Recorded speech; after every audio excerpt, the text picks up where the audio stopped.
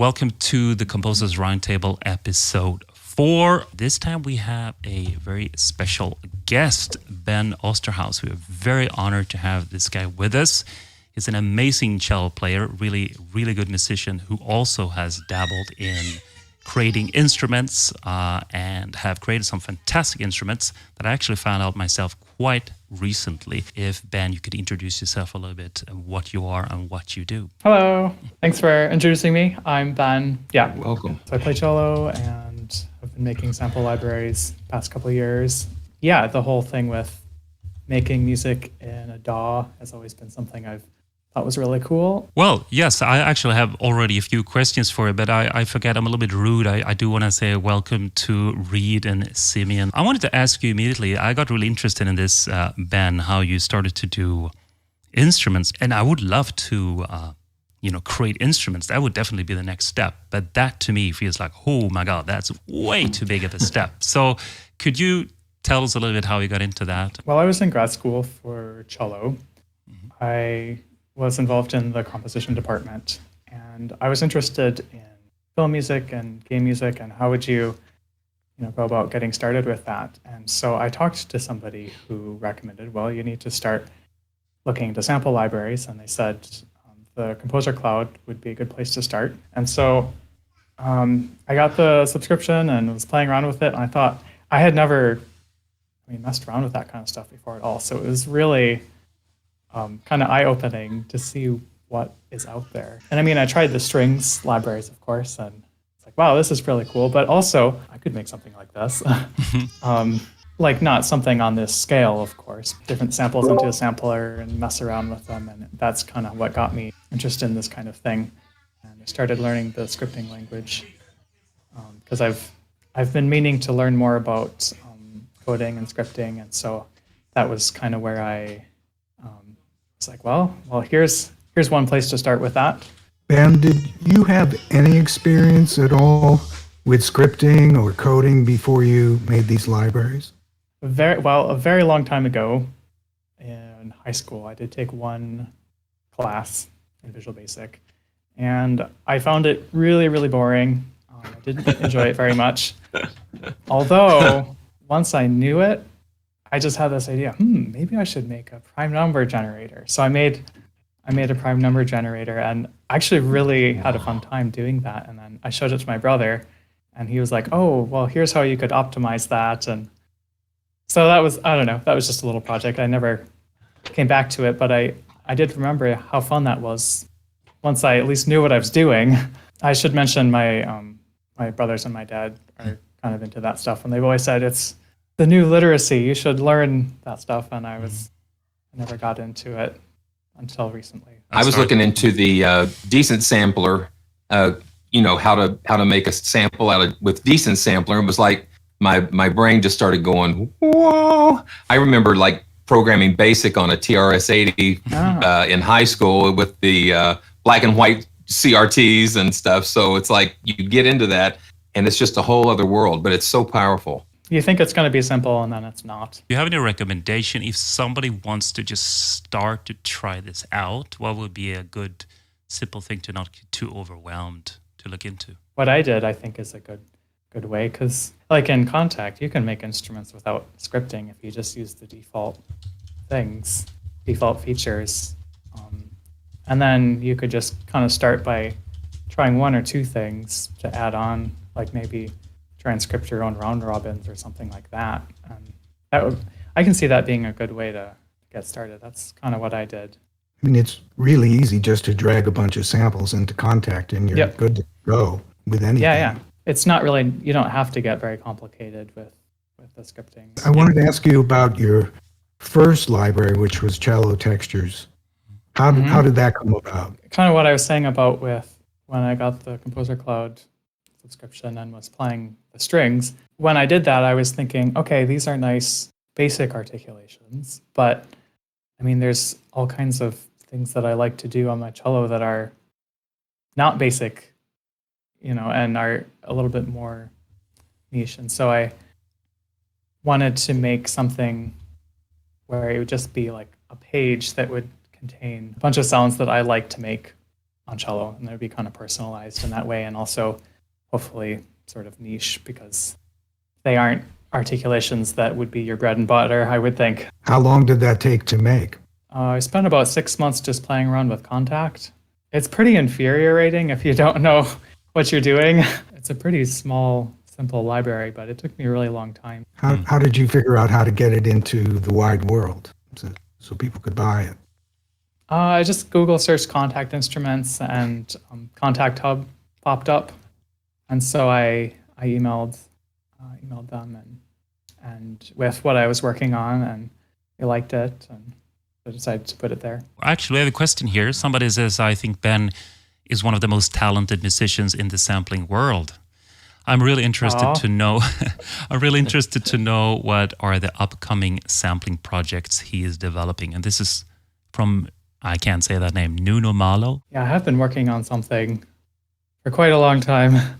Like how can you break a phrase into bits that can be rearranged in a way that's musical and natural sounding, and that's very flexible as well.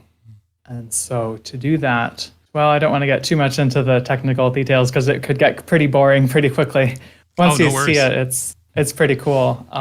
The other thing that I really enjoy doing is figuring out a UI that looks unique and interesting and attractive and makes you want to play with it. So what I've been working on involves animating the width of PNGs and animating it to the like the sounds that are happening, so you can see visually exactly what's happening as the phrases travel through the different like contours, or as they it's a little hard to describe, but yeah. So I just think it's really fun figuring out how to make visuals that animate along with what you're hearing. So there's so many layers to what you're doing. You're not only musical, but programming, artistic, and then how to pull everything together to make sense and to connect with the end user. So you've got so many hats that you've got to continue to put on all the time. I think the term is UX, user experience, and I showed what I was working on to a friend, and his first impression was, I'm so confused. This looks really cool, but I have no idea what I'm looking at.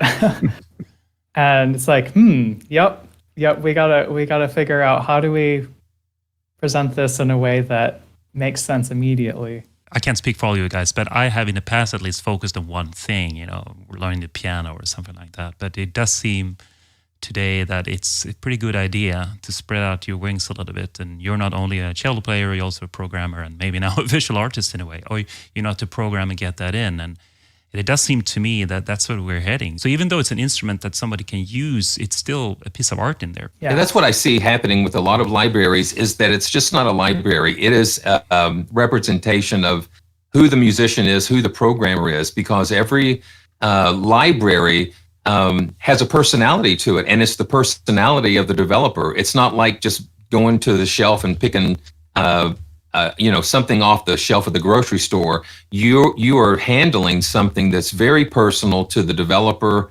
and we just sometimes can take it for granted. We plug it in, and we have all of this marvelous things going on, but yet behind that has been years of discipline and years of learning and programming, trial and error, a lot of effort and time. And so it is what is so valuable. The value is in recognizing the person that is behind the code. Just makes it so much more interesting when you take that instrument and play it.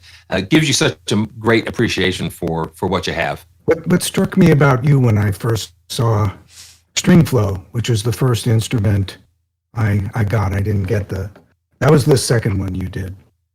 And it seemed to me that this idea of making virtual instruments has been proceeding over like a decade or two.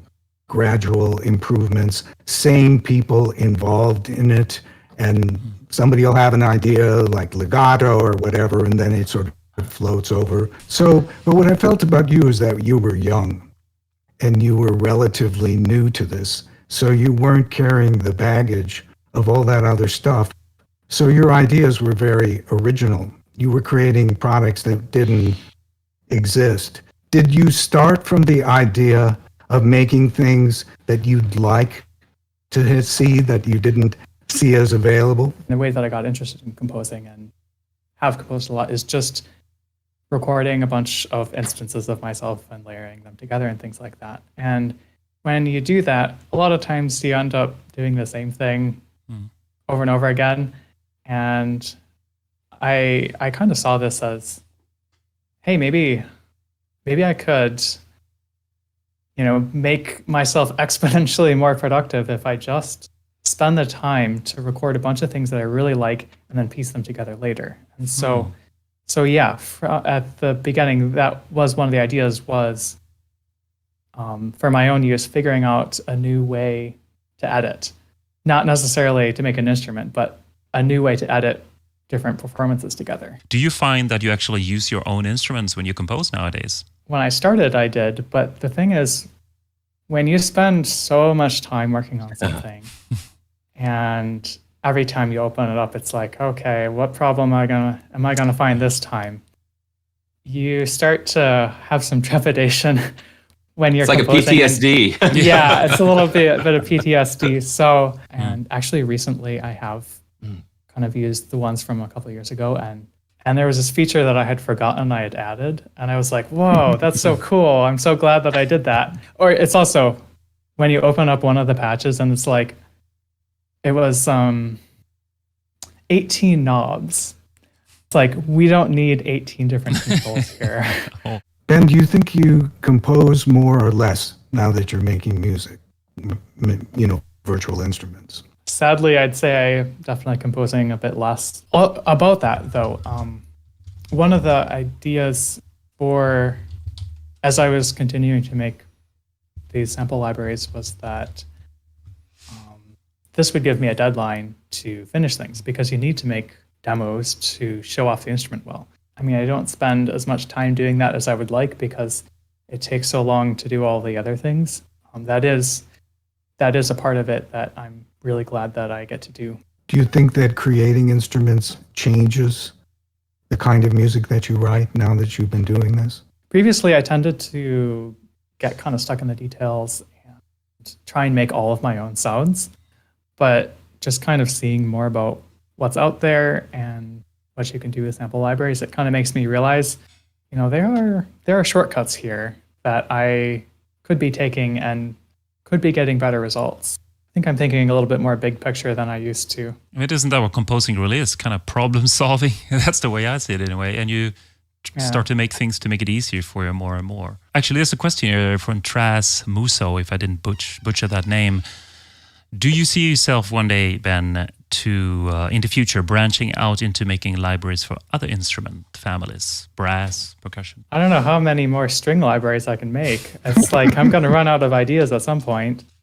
So, actually, before you say in that string libraries, do you play all instruments, or is it a cello sample down, or do you actually play the violins and viola as well? Yeah, so far I play all the instruments. Wow. Okay, wow. Cool. And in order to play the viola and violin, I just play them like a cello, and I can get a pretty good sound that way. Especially if you're just doing little tiny bits at a time. Yeah, no, it does. It sounds amazing. Yeah. So you actually hold them. You hold them like a cello. Yeah, that's kind of silly, but it kind of works. You do? All right. Okay. Yeah. I mean, I looked at in the recording sessions, you look at how many takes each one of them took, and the cello ones, it's like to find something I liked, it was like maybe 4 takes. It would be about 4 takes for each sample, and then you look at the violin and viola, and it's like I'd be trying for like 10 takes for every single sample. Wow. It took forever, but I mean, I know the sound that I want to get, and so it's just a matter of taking the time to get that eventually. So probably be faster to just hire a friend who really can do it better. But yeah. it worked. So yeah. Yeah, maybe. I was wondering it's also where you. you It's also your record. performance, Ben. Sorry, Reid. I just want to say Yeah. it's also your performance. Yeah. I mean, there are things that I really did intentionally that I would have been harder to communicate to somebody else. I was just going to ask where you record and whether all of them have been done at the same place. Yeah, they've all been done in the same space. It's at my parents' house. It's very quiet and very well insulated.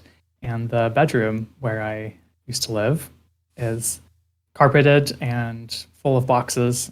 So it's a very dead space in there. So it's more like VSL than like Air Studios, your space. Yeah. I mean, you gotta do what you can to get the best results with what you have. I mean, acoustic treatment and just err on the side of making it as dry as possible, and then you can add reverb later. Actually, that ties into the next question a little bit. What I thought here, if budget was not an issue, what would be your dream large-scale sampling project? Because I was thinking maybe you go to Taj Mahal and then you record the sound you get there, something like that. The thing about this is that I do kind of like the approach that I've had where I'm not sampling standard things, because I feel like there's a lot of orchestral libraries out there already, and that's very expensive to do, and people have done it. So if I were to do something large scale, it'd have to not be just orchestral. So I don't know. I'm not entirely sure, but I know one thing that I think would be fun to play around with more is ambisonic stuff and having lots of different mics in different places in a room, and seeing what you can do with like positioning yourself. Like, for instance, like if you could have a room where if you played in different parts of the room, it would, and you could really, the mics would really pick up the location a lot, and then just like record from lots of different places on lots of different instruments, and just experiment with seeing how that affects the blend and stuff. I was thinking kind of Stockhouse and the 4 helicopters. If you had any money, you want to do that? Yeah. You could see like an XY pad just sort of moving around through all these different textures. Yeah. I mean, also, I think I would have my own sample engine, which would have lots of really powerful things you could do, like maybe something that was kind of like a combination between a game engine and a sound engine, something like that would be cool.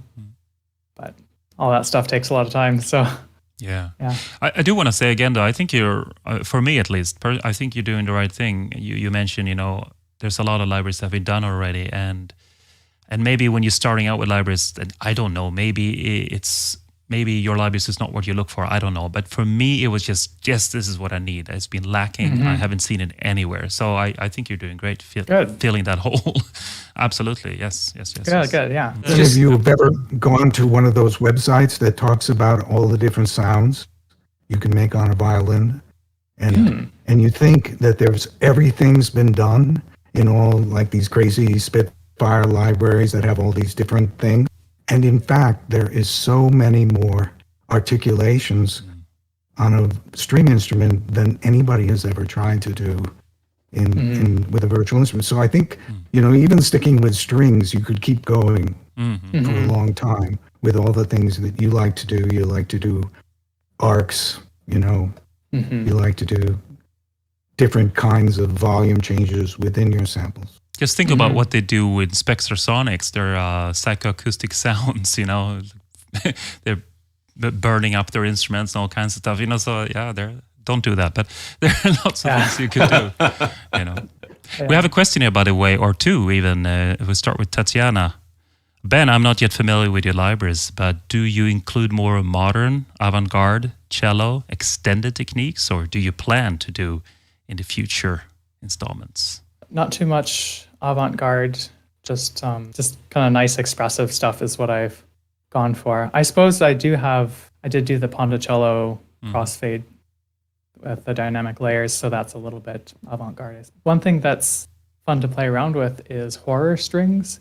figuring out how do you layer together lots of different sounds made from your cello that still sound like a cello, but that are also really sound designy and really, really rich and scary. I was thinking you could always use your bow on other things.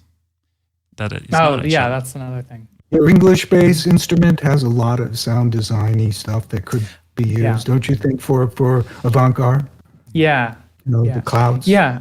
Yeah. I mean, by just doing different percussive things and recording different sounds from it, just because of the largeness of the instrument, just everything had this kind of like low formant sound designy things. I mean, they didn't necessarily sound like a bass, but you could still kind of tell they were from the same object. Should we take one more question here? Ben, so you have played the instruments and engineered the sessions, ? Or did you have someone else hitting record at your signal?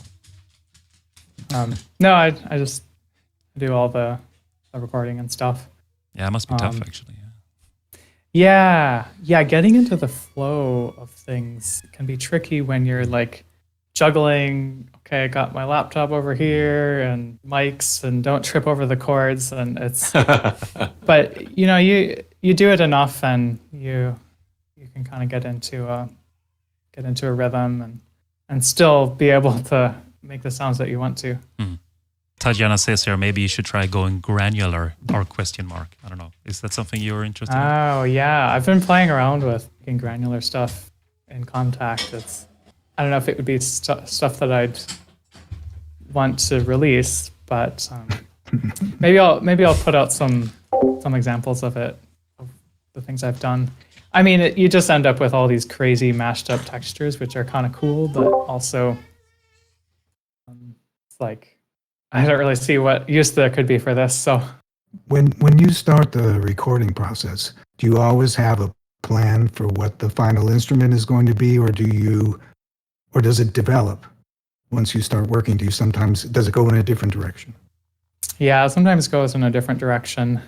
And yeah, it can be pretty messy process, which is why it can take so long, because you have an idea in your head of, okay, it's going to turn out like this, but then you start recording and you realize, actually, this isn't going to turn out very well. You know, we need to reevaluate here. So yeah, I do kind of change my mind a lot. Well, I think what Ben's talking about with the ambisonics and it reminds me of what Audio Brewers is doing. They are really doing a lot with ambisonics, and they've got a brand new library coming out tomorrow called Tangent. And I can't really say too much about it until tomorrow, but it is like going to be something like what Ben was mentioning earlier about how to take samples and break them apart into almost different elements of the samples and still have things be musical.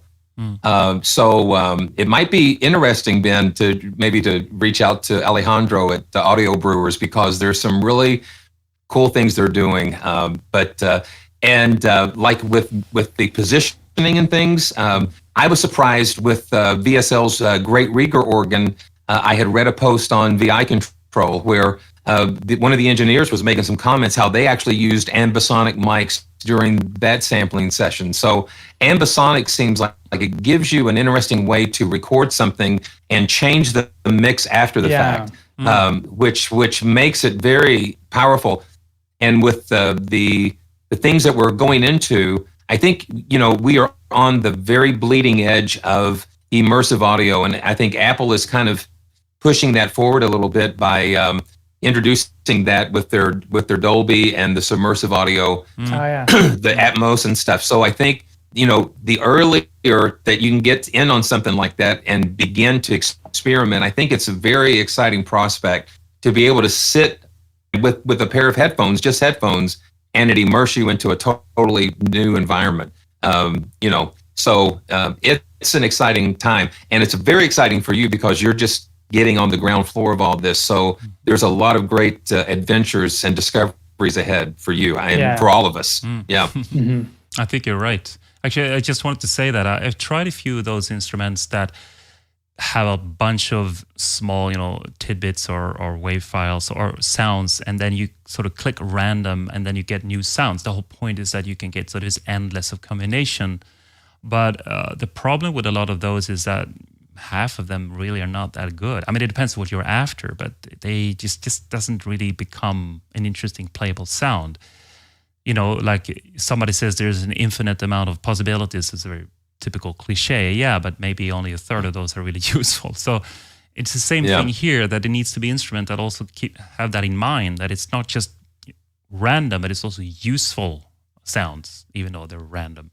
I mean, you've done the viola da gamba. So I was wondering if you ever wanted to try some world instruments that are stringed instruments and do something with that, because there's so many bowed instruments in the world that you could work with. You just see the lights, you just see the lights in Ben's eyes just start, there's a lot of dreaming going on, and that's what is exciting, But it's Ben, exciting. do you know the Scandinavian instrument? Well, I don't know if it's Scandinavian. Maybe I said that Hardinger? wrong. Well, the nyckelharpa, key harp would be the translation. It is sort of a violin that you have buttons on. So you don't use your fingers. Well, you press sort of, it's a whole mechanism, almost like a piano, that it looks like a violin of sort. And they have two versions. One of them, when you actually use almost like a hurdy-gurdy, you go around with the wheel. That's one version. And another one is when you have a very small bow that is very, very short, and it has that kind of a medieval sound. You guys have probably heard of Diego Stocco. No, I haven't. Oh, yeah. Yeah. Spectrasonics, yeah. He does some really cool stuff. And he just invents all these instruments, and they just look and sound amazing. And in the early Omnisphere days, Diego was in a lot of the videos, the Spectrasonic videos, showing these instruments that he made and sampled in some of the original Omnisphere stuff. The psychoacoustic stuff, I think that was Diego. The singing bowls and the 3D stuff, he's a legend with that stuff. Yeah, fantastic. I was bowing everything, like light bulbs and yeah. I don't know if you've seen this video, the bowing the tree, makes a song out of a tree. Oh, really? No, I haven't seen that. That's amazing. Nothing is safe. He's coming out. Yeah, he's like bowing on the little twigs and stuff. Yeah. There's so many things you can bow. So, you could stick with this, with what you know, for a long, long time. I think it would be I'm trying to imagine what it would mean if you did like a woodwind library or brass library, because it's like you're performing all this stuff yourself. About the recording process, one thing that the place that I found that I mess up is when I lose track of time, and then there will always be a couple of things where, oh shoot, I forgot to record that. Now I have to go back and re-record it. And just thinking about how to avoid that, as I've been testing things out, doing like draft recordings, things, I've written everything out in notation. It's a little bit of a pain, but just put it all in a sheet so you can go down, check off, okay, did I get everything? And I really like that approach. And it also made me realize, I bet this would be really helpful if I wanted to collaborate with somebody and had them record themselves in their own studio. I bet they would probably appreciate having the sheet music and order everything really well organized. And so I've been thinking, for collaborating with other people, I can just find somebody, send them, this is what I did, here's how I recorded it, here's the kind of sound that I was making, what kind of sound can you make that you think would fit well together with what I've done, and then here's the music that I used. So that's kind of the plan. But I gotta finish stuff before I get to that point. So you can make any kind of library then, as long as you reach out to people more. Yeah, just reach out to people and just start with working with individuals, not ensembles at first, because you want to see what can just one instrument do, and then go from there and figure out what can we do with an ensemble next. So it's something that you were mentioning. So I listened to the other 3 episodes, and something that you were mentioning in the first episode was like on the one hand, having pre-orchestrated instruments is not necessary because you can just layer them in together yourself. But at the same time, sometimes it can be, you get a better result because those orchestrated instruments were designed to be in tune with each other really, really carefully. Yeah, especially even if they were recorded at the same time, not just layered together after the fact. And so it does make you think about, what kinds of special things could happen when you get people in the same room together. It's the cohesiveness of things. So when you have detached elements, trying to bring them together instead of them being together, starting there in the first place. So they're already cohesive here. So that gives you probably a better result than if they were pulled from here to here and then stitched together somehow. I think that's the magic of an orchestra, is how they listen to each other and they create this amazing sound. It's almost like when a vocalist is trying to stack their own vocals. It gets very weird. Or you can have 4 separate vocalists singing, and something different happens with that because of the blending and things. So, absolutely. There's just magic that happens when you have all of these individuals coming together. That you can't really replicate that necessarily by just taking individual instruments and stacking them together. Absolutely right, Simeon. But I also want to say I will give Ben some credit because I've tried on other instruments where you sort of have several solo instruments together, and it kind of gets what we call the church organ effect. But for some reason, even though these are individual recordings, because Ben can't play at the same time with several instruments, you still manage to do this really well. I find that even if you play like crazy piano chords, at least on the oscillation strings I've tried, it does not give me the church organ effect. It still sounds like all these instruments play together. And I don't know if you ever thought about that, if you're lucky or but that is amazing. I really want to say you really managed to do that one well. Yeah, and I do have some thoughts about that because so Spiro Strings has been really popular, which was surprising because it wasn't such a big project. And for my own projects, I use the Spiro Strings and I think, hey, this actually is really useful. I want to use this,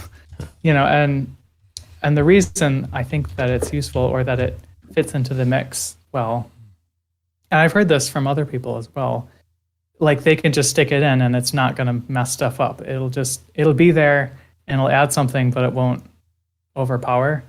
And the thing is, the way I recorded it, there's a lot of like motion in the sound where it's not sustained at all. There's always crescendoing or decrescendoing, and that, I think that motion is what makes it fit so well into the mix. It's like a lot of times,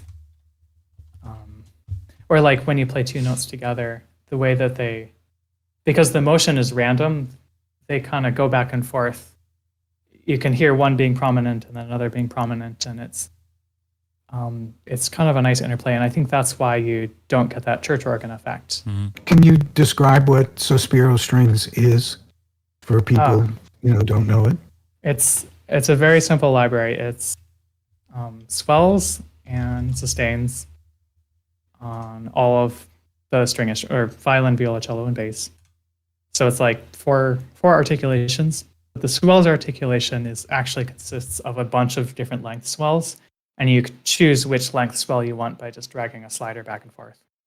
So then I think that's why oscillation strings for you, Sam, is maybe the same, because the articulation that I chose to record isn't sustained, and and also between each of the samples there is definitely some difference in like how long and the way that the pulses are shaped, and so that also helps avoid the make things have variety. Yeah, phasing effect. I was wondering, I don't know this, I'm not going to name any names, but I've tried a few sort of solo string libraries from various bigger vendors, and I don't know if they record them and then they sort of pitch correct them afterwards, because no matter what they do, something is off. It sounds really, really weird when you put them together. It's too perfect. Like, I don't play the violin or cello, but it just can't be that straight. And the recordings might be nice, but there's something, and I wonder if they do that sort of to just save time. Oh, well, they're all tuned now. We don't have to worry about tuning. What do you think about that, Ben? Do you think it's something like that? Because I definitely notice it. Well, I mean, I auto-tune my samples. Yeah, but let's say like this then. I also use my voice in a lot of stuff, and I've definitely used auto-tune. But anyone who has done this, hopefully they've realized there's a limit, because if I put it too much, the church organ effect becomes. So you have to find a mid ground. Obviously, it can save you some time, but I was wondering, because I don't feel, I mean, I'm not a violin player, but I don't feel like you auto-tune it, and I don't mind that you have, but I don't want it to sound that way, and I feel like some more commercial libraries, they've done it too much. That shows you the artistry again, because you're not heavy-handed with it. I hate. There was a vocalist. I don't know if I mentioned it before on another podcast, but it was like he was bragging about how he could make his voice sound auto-tuned, and it was like, you know what, that's crazy, because it sucks the life out of things if it's done overly done. Now I use Melodyne a lot when I'm working with soloists, but I'm not going to just slop it on everything. I'm going to say, okay, what are the worst notes? Because I want to maintain the heart and the life of the performance. And when you suck that out by over applying those types of things, it just defeats the purpose. But just like if you don't know it's there, then you've done it right. And if you hear it, then you've done too much. The moment that you can hear an effect, it's too much. And so that's another testimony to Ben for just having that sense of taste, good taste, and not overusing things. It's fabulous. Yeah. That reminds me, you guys might know this, but I've heard that early synthesizers, those enormous, expensive ones, big as a room, that in a way they were quite powerful. I mean, they could do a lot, but one of the reasons they sounded so unrealistic when they were trying to mimic various instruments is because they didn't leave in the dirt. All the sounds, all the air, all the brush, everything that is in the instrument. They just had sort of the waveform. This is a waveform of violin, and just that. And they didn't have all the sounds that instruments create. And the soul was sucked out. Yeah. And it's like with the old mini Moogs and the modulars, when it would heat up, it would go out of tune. Yeah. Or the tuning would drift just a little bit. And it's those things. A Hammond B3 is just a monster of mechanical sound going on, and sometimes things would just be a little wonky or whatever. But that's what makes it alive. Yes, but I'm still happy I don't have to deal with it. Oh my God! What struck me about your instruments when I first discovered them, like with the original string flow, you always seem to put movement in them. So it's either like an ostinato or a crescendo. Something is always happening. And the first string flow was very simple. It would do an ostinato of the chord that you were playing. But then if you moved your hands around and did inversions, it also did an ostinato of this. And it followed, in a way that I found very musical. And then when you hit the mod wheel, you change the sound. I mean, what was it when you got the mod wheel up? It was a different articulation. Playing closer to the bridge. It was like yes, getting that real that gnarliness to it. Yeah. So there was like this kind of constant motion. It was in sound and in the ostinato, and that I felt kept it. And I find that in almost everything you do, keeping it musical by keeping it in motion. Yep, definitely. Yeah, because as soon as you stop moving, then it sounds like a synthesizer or something, or not like a synthesizer, but it sounds synthesized. Well, getting back to the way we hear things, it's just like if you're in an office building and somebody is doing construction on the sidewalk and they're tearing up the sidewalk. Well, you're going to hear it at first, but then they're still doing it, but you're still in the office and you don't hear it anymore. Yeah. Until something changes, and then they're still out there jackhammering, but you were totally oblivious to it because your brain has a tendency to tune out things. So we've got some barking dogs next door, and they always love to bark at 3 and 4 o'clock in the morning. So we have an ALEXA device, and I have to spell it out, or she'll start butting in.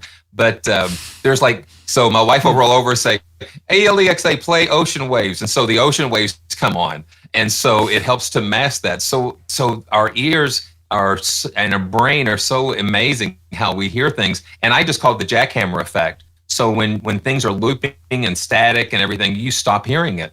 But like what Reid is touching on, and what makes Ben's library so interesting, is that little motion every once in a while, it re-engages the brain, it re-engages you, and as you're playing, it's amazing. Yeah, absolutely. It's a way thing. I'm sorry to sort of promote myself, but I always talk about this in my own videos, that you have to have movement in everything, and in particular in strings. And I'm not even a string player, but I've just noticed that by working at that, if you don't have some movement in there, it's flat. It doesn't. Well, that's what I was going to actually mention your video, Sam, because that was really wonderful how you illustrated that. Just not holding a chord, especially for keyboard players. It's very difficult for keyboard players to translate that. So I've just kind of said, okay, bass, cello, viola, violin 1, violin 2. So I'll just have 3, and I'll just kind of move those things around. So that video that you had about that, it was really fascinating, because it's got to keep moving, even if it's just a slight movement. It just keeps things real. That makes me think of something that a piano teacher told me once, where I was playing something slow, and he could tell when I wasn't listening to how the notes were decaying. Because, if you listen to how the notes are decaying really, really closely and give a lot of attention to it, it changes how you'll play as a pianist. I always say singing is so good because you have to breathe. So you naturally decay when you sing your lines. In a sense, you can just hold down, but that's the same thing. Obviously, a cellist doesn't have to breathe. Well, yes, they do, but not in the same way. But in order to get a natural line, I always say singing is pretty good. So you get that sort of natural flow. But I wanted to say something that is maybe just I'm interested in this, is that I always wanted to recreate the sound of Baroque strings, because that's a very specific thing. And I thought I could ask you as a specialist here, Ben, because in general, there's very little vibrato, right? And we're also talking about tuning before. And for me, when you listen to really good Baroque players, it does sound like it's almost like perfectly auto-tuned. I mean, it doesn't sound like that, but they're so tuned, they're so well-tuned, a good orchestra is, that you don't hear any, I don't know how to say it, but it sounds so clear and clean and crystal. And I always wonder how you could get that sound. I don't know what my question is here, but I was just thinking about that as we're talking about tuning, and I'm thinking that we're not talking about perfect tuning, like this is 440 hertz, but that they're so tuned with each other. So even though nobody is vibrating, it sounds really perfect. I don't know.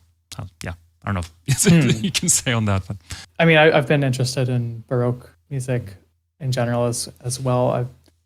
I knew a couple people in town there's a Baroque violinist in town who's really good, and he's really into teaching Baroque style of playing. And so they did a class where he taught them kind of as a group to play as an ensemble as best they could in the Baroque style. And I just joined in on that class just to learn a little bit from him as well. And it was really interesting. And I ended up also going to, this was a while ago, but I went to a Baroque thing called Tafelmusik in Toronto, which is like a music festival for learning how to play in the Baroque style.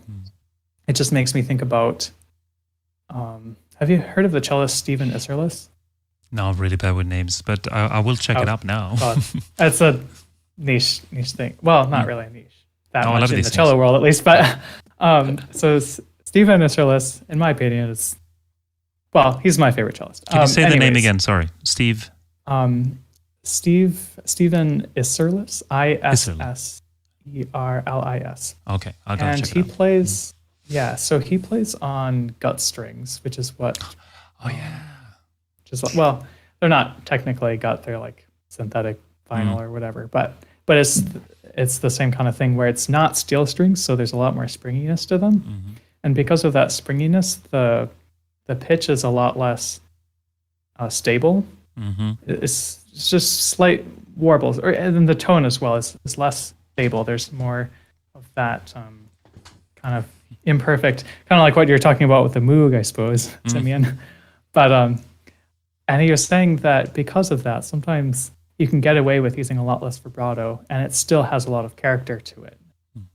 And so like when you have an ensemble of players who are all playing on gut strings, they can just focus on the tone that the gut strings are creating rather than having to generate interest in the sound by doing a lot of vibrato. And maybe that's where that kind of unique kind of sound world comes from, is the different approach in playing that you take when you're playing on those different gut strings. I would so be into anyone creating a string library that has sort of a Baroque sound into it, because you can sort of fake it with other libraries, but they're more geared to, Hollywood romantic style, which is fine. But that just sort of pristine, pure sound, as I call it. I don't know if that's the right word for it, but is Rinascimento from Fluffy Audio? Is that like that, Simeon? I thought that. Yeah. What about that? I think that's like that. I know it's Renaissance, but I don't know. A little different. And there's a lot of different instruments in there as well that are period instruments. One of the problems I found with, like Sam was mentioning, solo violin libraries is there's one in particular that I was messing with, working with a violinist, and he hated it. I won't mention the name of the library. I think we all know which one it is, but I'm not going to say it either. Yeah. But he was spitting a lot. That's all I'll say. It was what was happening when I would try to go into the vibrato, and the phasing that was happening when I would go through different levels of vibrato was it was just terrible. And then because of the miking, you have I think it's around 300 to 400 hertz where the mic is close to that bridge, and you just hear that really awful it's like that that really, it's okay a little bit, but when that sound is louder than the note itself, that's when it really gets very harsh and noisy. That was one of the interesting things about this new library from the Solstice Albion from Spitfire, is that they actually put those DPA mics right there, almost on the bridge, close to the strings. And that was an interesting sound, but phasing is that is just that just kills you. Now I have been trying the modeled have you guys heard of sample audio modeling? I guess the SWAM or audio modeling, where they've created these. Oh my gosh! So I'm really curious how they do that. I don't know, but we kind of connected, and so I've been experimenting with that, and I've been using their violin model on the demos that I've been sending this violinist, and I'm telling you, there's none of that. There's just a little bit of that, but it's just no phasing because it's a model. So they're modeling the body of the violin, the physics, and the string vibrations and all of that stuff. It's fascinating. And what's happening is when you press a note, it's not going to play anything until you put some expressive control into it. Like if you've got a expression pedal or a mod wheel or a breath controller. So it's very tied into how you express it, because they're not approaching it as a sample, they're approaching it as an actual instrument. Are you talking about sample modeling? Sorry, Simeon, I just want to... Yeah. SWAM or sample, and they've got brass and, audio modeling, audiomodeling.com is what, and I'm going to be doing more experimentation with that. But yeah, it's fascinating. Piano tech and audio modeling, they're really breaking new ground and just continuing to improve that experience of not sampled, but creating a real virtual instrument inside. So it's exciting. All right. Is it difficult to use, Simeon? Oh no, because once you start into it,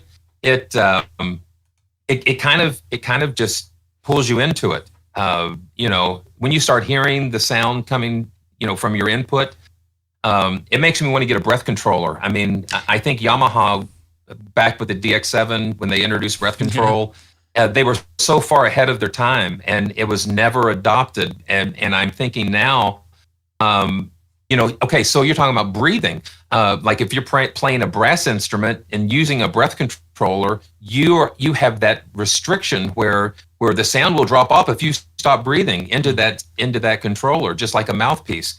And then even with a bowed instrument, you're going to run out of bow sooner or later. So it's almost like a breath, and so you have to know when to pull that bow back or to lift it up and re-bow it. There's so much nuance that goes on that we take for granted many times. It's kind of what you're talking about, Sam, with if you use your voice, then you see where the breaths naturally happen. Same thing with the breath controller, probably. Yeah, sometimes you actually sing the melody as you're playing it in, or sing the part and have some kind of a check and balance when you're playing the part in. Sometimes I'm playing and I'm actually singing it or just exhaling or something as I'm playing, just to kind of help set some, roadblocks or guardrails with that, I often work with the piano, obviously, but I've noticed, even though I have a lot of gear and things like that in front of me, that for me, it's very helpful to get out of these stuff. For example, just use my voice and not worry about the piano, or go out and think or take a walk, stuff like that. And even though I don't write a lot on paper, I'm not saying it's better or worse. It's just an interesting way to try, because I get different ideas. I think very differently. So that's why I wanted to ask these questions. Also to get inspiration maybe for our viewers and for myself, just to see how you have different approaches. Not to say that any is better than the other. I'm just remembering something when I was looking at these bullet points before. There was something that I wanted to mention that I think is it's something that I've done for a long time. When I'm composing, if I just have several completely different things going at the same time and just bounce back and forth between them, sometimes that's really helpful, because then if you get stuck in one place, then just switch back over to the other one, see if you have any ideas there. And then that way there's kind of a freshness every time you're re-listening. Because, I mean, the feeling of, okay, shall we hit play again and listen to this again and still have no idea what to do next? That's the worst feeling. And if you're always listening to something fresh. Last week I was working on writing some horror music and also working on music for a cover of it's a song from Willy Wonka. But so completely contrasting things. And I just was getting nowhere with the Willy Wonka thing. But then as I was scrolling through sounds, I was like, well, I do need to work on this horror track. And that sound would work for the horror track. I'll just start another project and start putting any other horror sounds. And before you know it, I've got like this whole template of sounds that I want to use later on for the horror track. So sometimes, that's a way to at least get something done. And I'm really glad that I did that. You get driven, or you get so laser focused on one thing and you can't get away from it, and you're pushing and pushing and pushing, and you start in that law of diminishing returns, and you start getting frustrated. So that's a great point, Ben. You have to get out of your head, do something different, and you'll find that something fresh will come, and then you can come back to it. That's my problem a lot of times. I'll just be so determined to try to get this right. I've got to get this right, and then I'll spend an hour or two, and you're still not there. So you have to know when to pull the plug and go to something else. So that's great. Yeah, and when you mention Willy Wonka and horror, if you're mentioning Gene Wilder and the tunnel scene, that's kind of like a lot of kids are just like Guys, I just want to make something funny, synchronicity, whatever you want to call it. I'm actually releasing a video tomorrow that I actually made just about this. That's not the reason I'm asking a question, but I just realized now what we're talking about. That's exactly what I'm actually talking about in this video. How you can try different, methods. I won't go over the whole video now, but just briefly that you have a tendency to focus on one thing, or perhaps you have a tendency to do too many things. and how you can use both of those worlds, a little bit like Ben said here. It's learning how to clear out the noise in your head. There's so many multitudes of things that we're dealing with in life and music and things. And so your brain can be at 100 different locations at the same time. A lot of times when I was traveling on the road, I would be playing the concert. My body and my fingers were there, but I had somehow transported myself somewhere else. So I was bilocating. So I was playing and doing it, but I was somewhere else, and so we have a tendency to have so much going on. And so it's like clearing out the noise sometimes and breaking that. So in order to stay creative and come up with new ideas. And I was first writing songs when I was in my teens.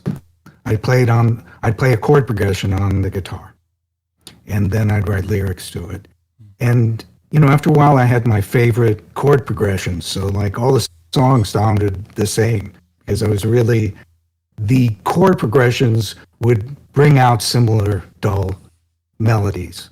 So the thing that Sam did is something I discovered a long time ago, which was sing it and then treat the song that you sung as if it was a song you didn't know, and then you had to figure out the chords for this song. So, it's like somebody else's song. And I found that the melodies were more interesting if they weren't bounded by a chord progression. And that's sort of how I've always done it. I watched Sam's video, which is great. Everybody should watch it. But it's a little bit different from what I do. But the ideas, I learned from that actually ways to take it further because I don't write like Sam. But and the other thing is because I'm not a professional and I don't have to get anything done in any particular time, I like to write different kinds of music. So I might have something to do like a folk song or pop song, and then I'll start playing some world music. And so I'll be making something like right now I've been messing around with Asian music because Native Instruments just released a new library. So I've been having a lot of fun. And sometimes you have these instruments like the ones that Ben makes. I've also picked out some of Ben's instruments yesterday to get ready for this. And, as soon as you start playing them, you get ideas. So I like to work on different projects at the same time. And often I feel when I go back to the one where I was stuck, I'm refreshed and can bring something special to it because I tried to do something completely different. Like Ben was talking about horror movies and Willy Wonka. Yeah. I'm just so spontaneous sometimes. Like I just finished 14 arrangements for this project, and just looking at that is just, it's mind-boggling. But most of the time, I just improvise a lot if it's something that I know, like most of these songs the arrangements I've been working on are medleys of hymns and different songs. And so in my mind, I'll say, okay, so we're going to do this one and this one and this one. And I'll just start playing the track down. And usually with the piano, I'll just start with piano and then just going back and filling in the holes. Basically, it's just like a canvas. You start with that blank canvas and you just kind of fill in a little bit, and then you start painting in the details. I guess I'm very visual. I see music a lot. I see colors. I see settings, and so a lot of times what I'll do is I'll play what I see in my mind's eye when I'm playing a hymn or something like I'll be somewhere. It'll take me to a place, and so you have to just you play that or you paint that with sound. And then when I'm layering the orchestration in, like the strings, I try to see the string section sitting there, just like I would be watching them perform. So it's just it's there's a lot of stuff going on up here, and it comes out here, and so when you listen back to some of the things, it's like, where in the world did that come from?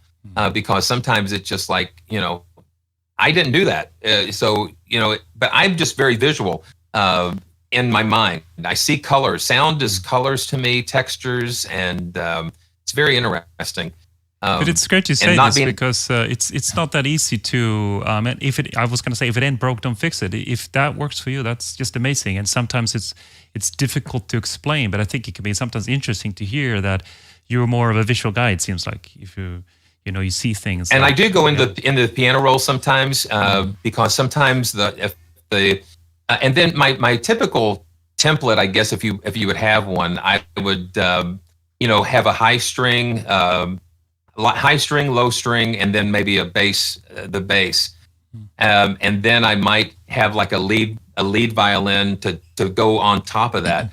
But sometimes I'll go into the piano roll after I play something in, and I'll just kind of tighten it up and move the harmonies around a little bit until it just kind of till it locks in.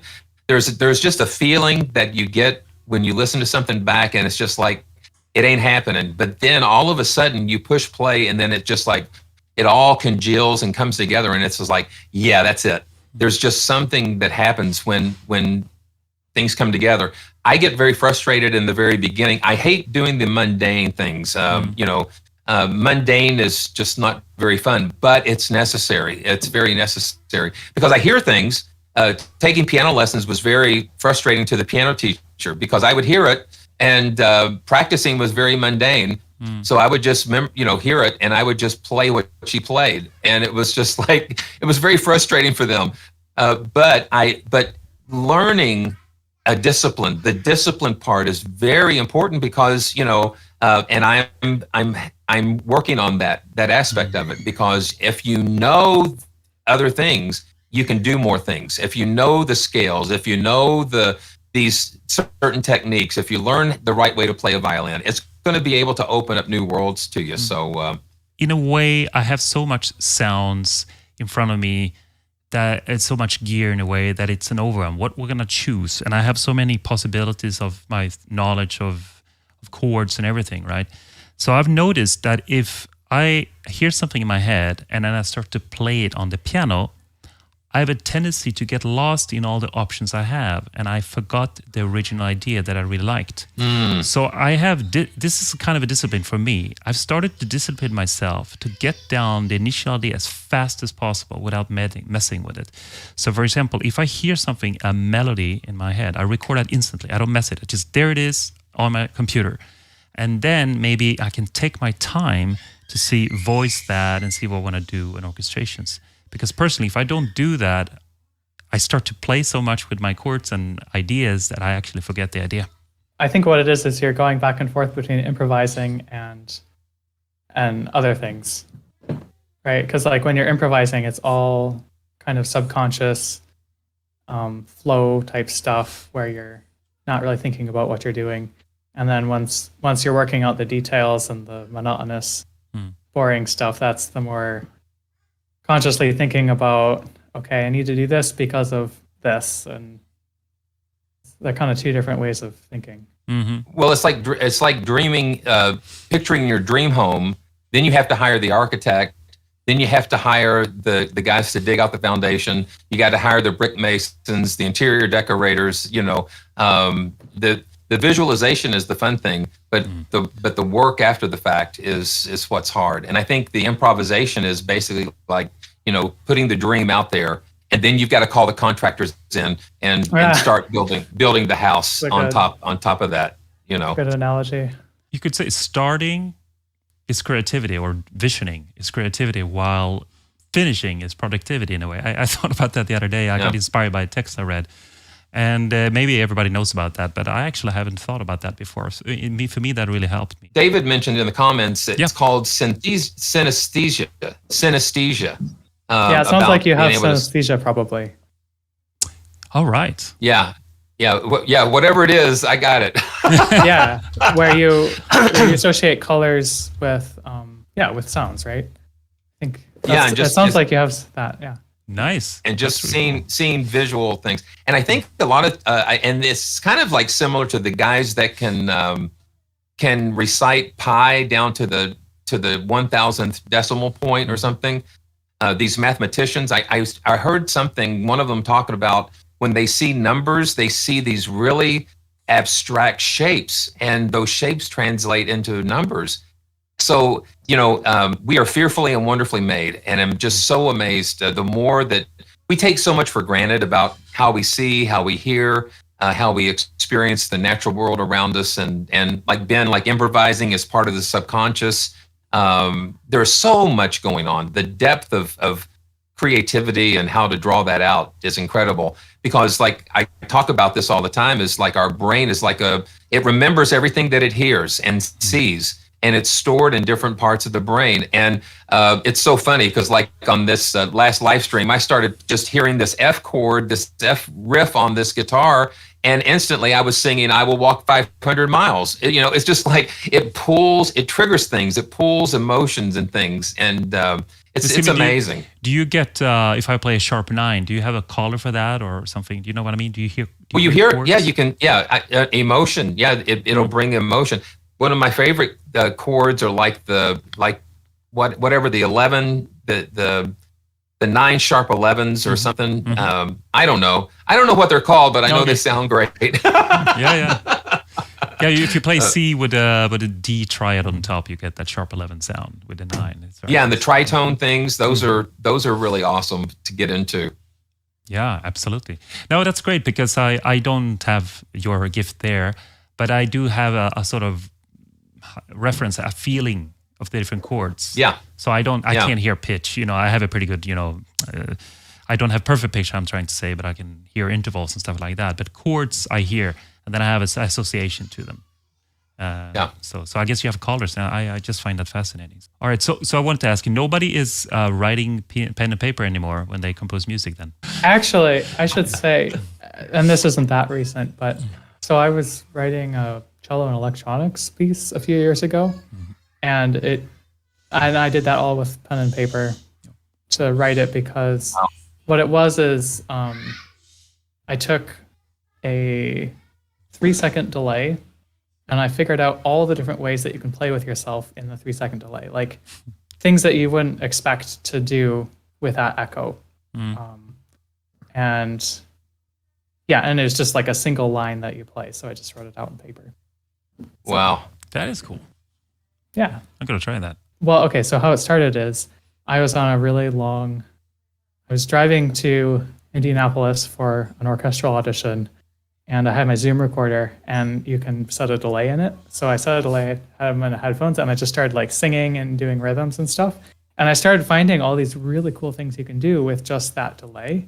And you should try this, Sam. Yeah. Like you can really go to town with, because I mean, you don't have to just like sing a line and then sing another line on top of it. You can have them be like phrases that 3/4 the length of the delay, and then things phase with each other. And definitely going to try this. It could be. I'm thinking already of video material. Could be a video idea. Yeah, seriously. Yeah. If I'm jumping up and down for 20 minutes, I come up with very different music than if I sit still for 20 minutes. It's just, I think that this goes for everybody. And I've been working on that, Sam. My wife will come and say, "Honey, you've been sitting there for 2 hours. You need to get up and get out of here and go for a walk." So it's just, get up, get up. That's a hard thing, man. It's hard. Like you make something, you write something, and you're like, "Oh yeah, that sounds great. Yeah, I know how to do this. Yeah, I know how to write music." And then you start something new, and you're like, "No, I don't know how to compose." So in terms of, well, what do you usually do? Well, the last thing I did that worked was this, but I'll probably come up with some different workflow for like how much I record on cello and how much just with MIDI on piano. Many years ago when I lived in America, in Boulder, Colorado, I have an interesting composing teacher there. And, well, we talked about many things, but one thing I remember, he said, I work only in Finale. Finale was big then. It's a notation program for those who don't know. I'm sure you do know. And we used that to its full potential, not in terms of, well, here's how you make notes and notation, but as a composition tool. And I thought it was really cool. And I've been looking to see if I can do that more with sequencer. So for example, you take a line and then you reverse it in Finale like that. So you have the exact same line, but it's reversed or mirrored. I hope you understand what I mean with that. but you get so much more music out of very little. You know, you don't have to think. You don't have to actually write all the notes. So if you do, C to F, you can just reverse that or mirror it. You have a similar feeling, even though it's a variation. So that was just one example how we work the composition. And for me, it was a very different approach. It felt a little bit less emotional. It felt more like data and math. But it was still very interesting. And I still got a lot of mileage out of that. Something I'm thinking more of today when I try to milk an idea. That's what John Williams did with the Star Wars theme. He took boom, boom, ba ba ba ba bum, bum, Born Free, and then he inverted it. Bum, bum, ba da da bum, bum. So yeah.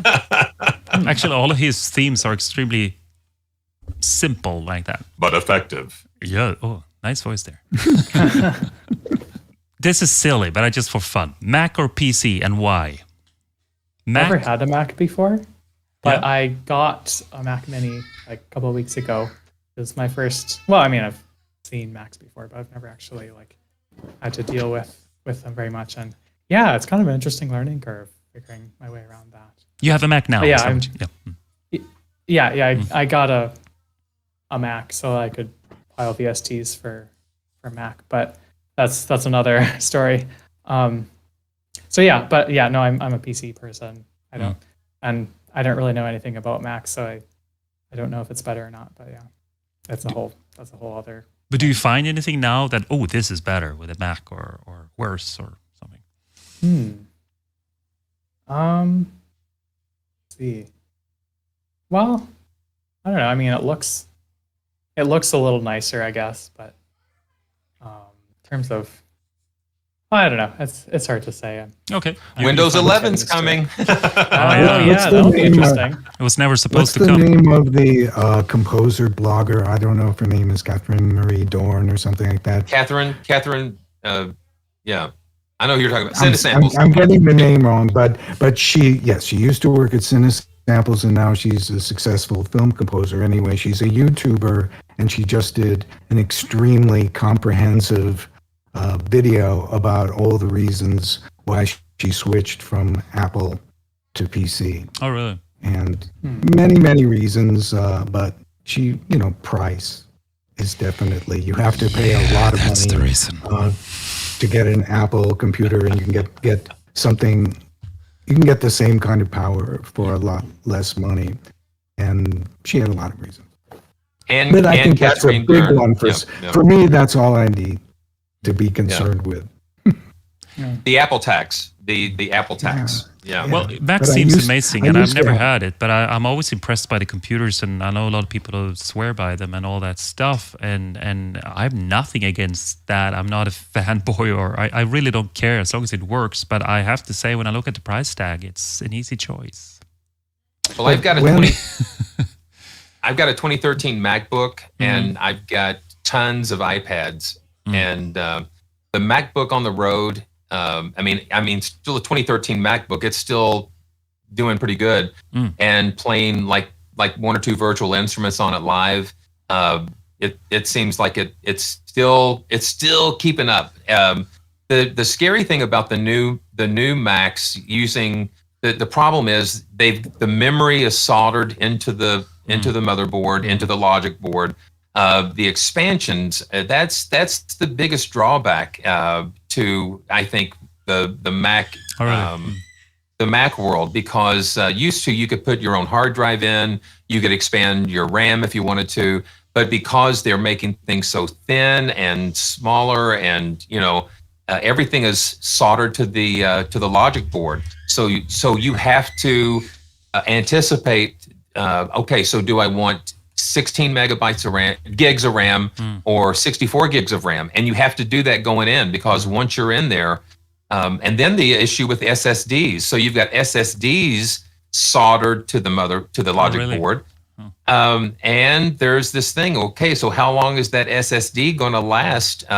Because SSDs typically have a short life, well, not a short lifespan, but there's a definite time when there is an end of life to those. There's only so many times they can write and erase and rewrite those cells on the drive. So that's another consideration. So there's a lots of things to be considered. So if I When- buy when a I- new, When I first went to the Mac 20 years ago, the difference between the Mac and the PC was enormous. Yes, Uh, that's the true. XP and some of the Vista and things like that, they were just terrible. And the Mac was a wonderland. Actually, XP was I good. mean, it Sorry. was just every single time I used it, there would be like, oh, it does this, and it worked perfectly in every way, and then it just did all these kinds of wow things. So every time I turned it on, it made me happy, and I don't think my PC made me happy. It did its job, but it didn't dazzle me. Yeah. And but then PCs got better, and I think that the Mac began by chasing the artists. They wanted to make things for filmmakers and for musicians and everything. And I think that they kind of moved over to making iPads and phones. And the PC said, we're going to go after that market. We're going to go after painters. We're going to go after graphic designers. We're going to go after heavy. And so, you can draw on the screens, and there's all these things that you can do that they just really made it better and better. And then when you add in that it's cheaper, it's hard to resist. I think for musicians, I think when you look at the forums, you can see the composers slowly drifting away from the Mac to the PC. I think the This doesn't make scalability of sense. the scalability of the PCs, especially when you're using Vienna Ensemble, where you can have a dedicated PC just for certain sample libraries. So the scalability and the cost effectiveness of being able to do that on the Windows platform and trying to do the same thing on the Macintosh platform is, there's no real comparison to doing that. But And I there's think also a hybrid I'm sorry, approach is go ahead. really well. A hybrid approach is good. Like what being able to use the best of what Apple has with the mobile stuff, like the iPads and that type of thing, and tying it in with the PC. And I think what Microsoft does, they come out with like Vista. Vista was just terrible, but then it gave birth to XP. Then you had Other way Windows around, other way 8. around. Yeah.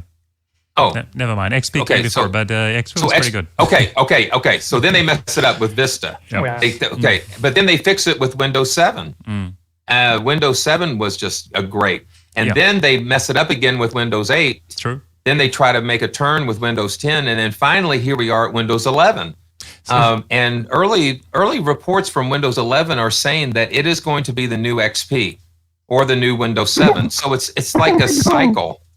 Well, as It's not far the as new Vista. Well, if It's they're not the new following the pattern, they should be a bad version, right? right. Yeah. well, hopefully Well, it's we'll going to see. be a good version. Yeah, hopefully. Just And from as early. long- Just Well, as early long re- as it's not the new Windows Me. That's all I'm. Oh yeah, Oh, you know oh, about yeah. that one. Oh god, yeah, that was.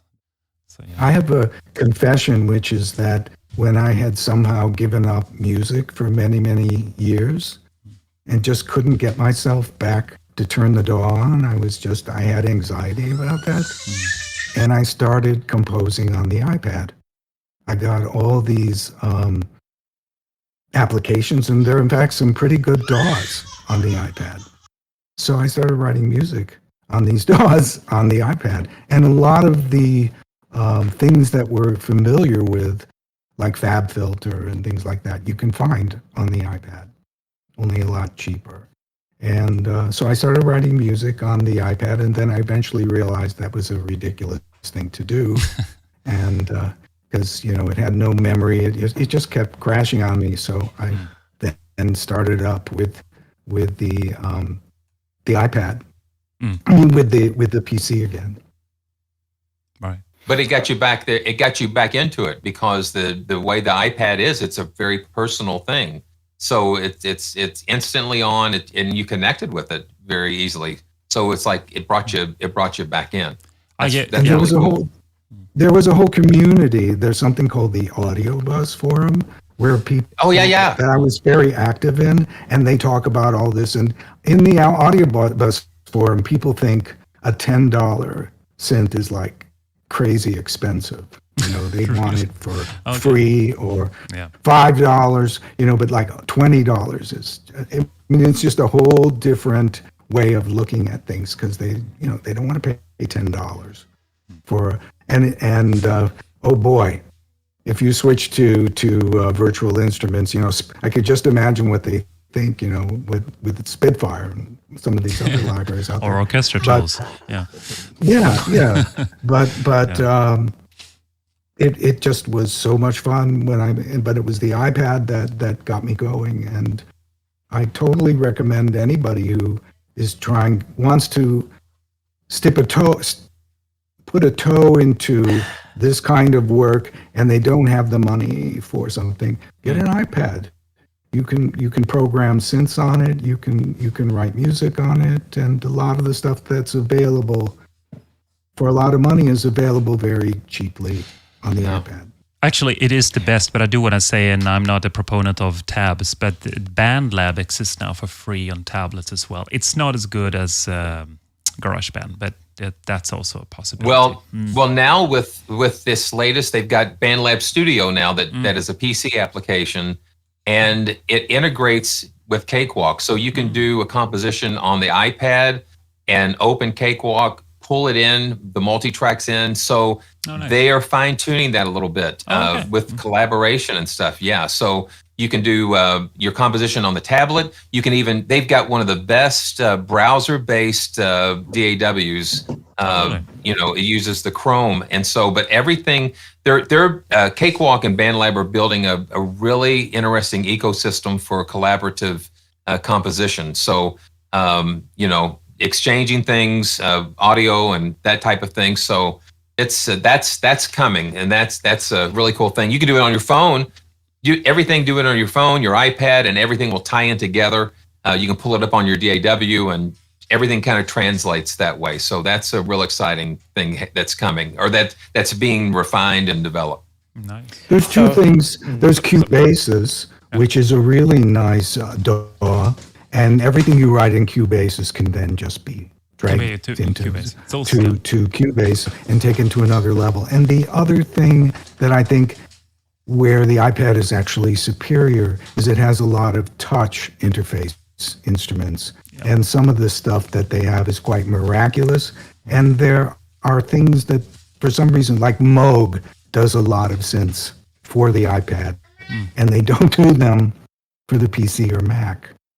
So you have Moog clones, but you have the actual Moog I love them. I love the Mini Moog on the iPad. It's a lot of fun.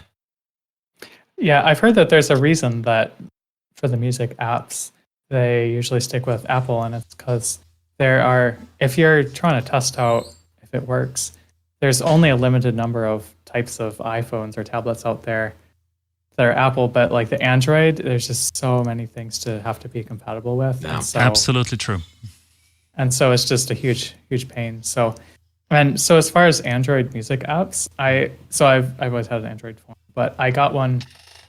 This is like maybe, I don't know how many years ago, but I've spent so many hours on that. And maybe it's kind of similar to you, Reid, where it's like, you don't feel like opening up your DAW, but hey, I do have this app here. Maybe I'll just mess around with this a little bit. And then before you know it, you've spent a couple hours just messing around, and then you have these ideas from what you were doing, tapping away, which once you put it into the DAW, it's like, whoa, now I have so much more power than I did when I was trying to mess around. Because the app is kind of clunky. It's very limiting, and it's very hard to do anything in it. But so then you go back to your DAW, and it's like, wow, look how much power I have here. This is amazing. And then do more.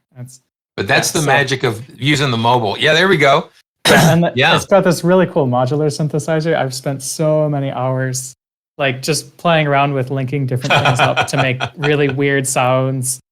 Like just really things that you would not expect to hear from from like a synthesizer. So That's fantastic. yeah, it's That's quite kinda fun. incredible. We can do that with our little phones. It reminds me of Reason. I know Reason still exists and they have new updates, but I haven't played with that program forever. But when you show that screen there, Ben, all those, Oh yeah. yeah, Yeah, it's similar to Reason in a lot of ways. This app. I think It's they. a really good way to program synths because Yeah. you can lay in bed and just program synths. Yeah. I think I created a lot more patches on the iPad because when you sit down at the computer, a lot of times I just really don't want to be sound designing. I want to make music, Yeah. but with the iPad, it's actually harder to write music, Yeah. but the sound design is great. Oh, really? So I was always making presets on it. It's interesting. I used to teach music in school, and we had iPads, and I used to GarageBand. That's why I really thought that iPad is great for this. It's just so easy to set up, and it all works. But I like what you said, Reid. I'm thinking how I can maximize my workflow by spending time creating patches in bed. But I think my love life will suffer then. So You mean like how I can waste more of your time? yeah, exactly. That it wouldn't be so good. All right, cool. Anything we should add there? I wanted to ask Ben Well, something. I but just want to thank Ben. I think yeah, for coming on here and for all these amazing programs that I've enjoyed using so much. And so, Oh, thanks for having me. well, actually, I've set things up now, so hopefully my voice doesn't disappear now when I share screens. I did mess about, so I'm gonna share a screen of. Well, hold on a second. I'm gonna share the right one. Ben has agreed to actually have a giveaway for this episode. You might know that already. And he said that he will give away, hopefully you still hear me, should you, pattern strings that you now can see on your screens. It's a really great library that I'm thinking of. I have to get myself. Sorry, I haven't bought it yet, but I haven't got a chance to, and I've checked it in lately, and it's really, really, really amazing. So check that library out. But if you comment on the video, not the live one, unfortunately, but the one that will be up in a day or two, if you leave a comment there, then you can be a lucky winner of this fantastic library by Ben. And we will announce that winner by random choice the next episode. But in any case, I really recommend you go and check out these libraries if you haven't, because they're quite something. And the prices are really worth it as well. Yeah. One of my favorites. Yeah. Anything you guys want to add? Well, I was just going to mention about pattern strings. So I don't know if you remember, Simeon, when you did a live stream on, I think it was, you did it on a bunch of different instruments. But with oscillation strings, you were trying to layer together a bunch of instances of it, and it was killing your computer. Oh, that was me. That was me. That was not Simeon. That was me, but it doesn't matter. Oh, all right. No worries. Okay. Well, anyways, and I was thinking when you're trying to layer lots of instances together, I should just bounce them together as combinations so it's less audio to play back. And I ended up I was just going to do that, but then it ended up being this huge upgrade to Pattern Strings version 2, where I changed the whole interface as well and added a bunch of stuff. Wow. So that was all because of the live stream. So. All right. Oh yeah, maybe that was Simeon. I don't know. No, because I had some performance issues about oscillation, but then you sent me some nice tip, which I can't explain here. But that fixed it. That fixed it. That fixed the samples. Yeah. So that's really good. Yeah. So Simeon we did do a live stream, and that's where we were talking about the layer. Yeah, we were killing the CPU. It was just like it was you know. Yeah. Yeah, and now if you load all 4 instruments in both patterns, depending on what patterns you're playing, like a lot of times it's only like 20 megabytes or something like that. Because everything's been bounced down. So it's a huge organizational challenge, but kind of fun once I finally got it done after a couple months. Actually, Ben, how do I know if there are updates? I think I wasn't before, I wasn't on your list, but do you mail out if there are updates or anything like that? Or I think Glenn at Loot Audio sends out updates for, he sends out updates. So you should have gotten an update. Although in the future, I think, because I'm switching to Pulse for downloading things, and I think the Pulse app also automatically would notify you as well. If you are listening to this podcast as audio podcast, we would really appreciate it if you could give us a good review where this is possible. I think on Apple Podcasts, whatever it's called, you can do that. It will help us to get more viewers. We would really appreciate that. Well, I really want to thank you, Ben. It was so kind. You have been very nice to all of us. I've reviewed your libraries, so has Simeon, and now you're here in our podcast. And I really appreciate that you took your time, and I wish you the best. I hope you continue to make great libraries. Seems like you are. I think you have a niche special market here, and I think it's going to go great for you if you continue in this vein. So thank you very much. Yeah. We'd love to have you come and visit again, sit in on another episode. Yeah. Yeah, that'd be fun. Absolutely. Cool. Well, it's fun talking with you guys.